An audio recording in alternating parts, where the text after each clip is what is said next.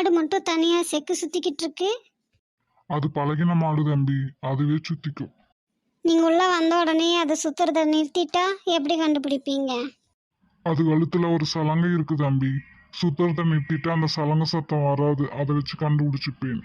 அது சுற்றுறத நிறுத்திட்டு ஒரே இடத்துல நின்று தலையை மட்டும் ஆட்டினா அப்போ எப்படி கண்டுபிடிப்பீங்க? இதுக்கு தான் தம்பி நான் என் மாட்ட காலேஜ் எல்லாம் படிக்க அனுப்பல. இது பட்டத்து யானைன்னு எப்படி சொல்ற? சங்கிலியால கட்டாம மாஞ்சா நூலால கட்டி வச்சிருக்காங்களே.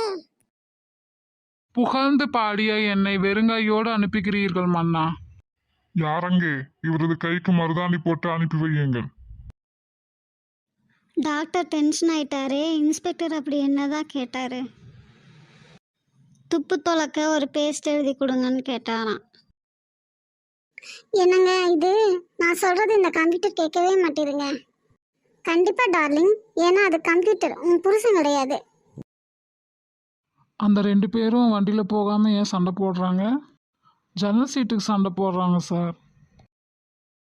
எப்போ மேடம் கல்யாணம் பண்ணிக்க போறீங்க?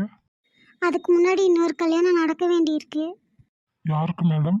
என் அம்மாவுக்கு தான். அமைச்சரே, நெல்லாடிய நிலைமெங்கே, சொல்லாடிய சபையெங்கே? நிலமெல்லாம் பிளாட் போட்டாச்சு, சபையெல்லாம் கல்யாண மண்டபமா மாத்தியாச்சு மாமா. ஏன் அந்த கடைக்காரனை கண்டபடி திட்டிட்டு வர? ப்ரிஸ்கிரிப்ஷனில் டாக்டர் போட்டிருந்த பிள்ளையார் சொல்லிக்கு கூட மாத்திரை கொடுக்குறாங்க.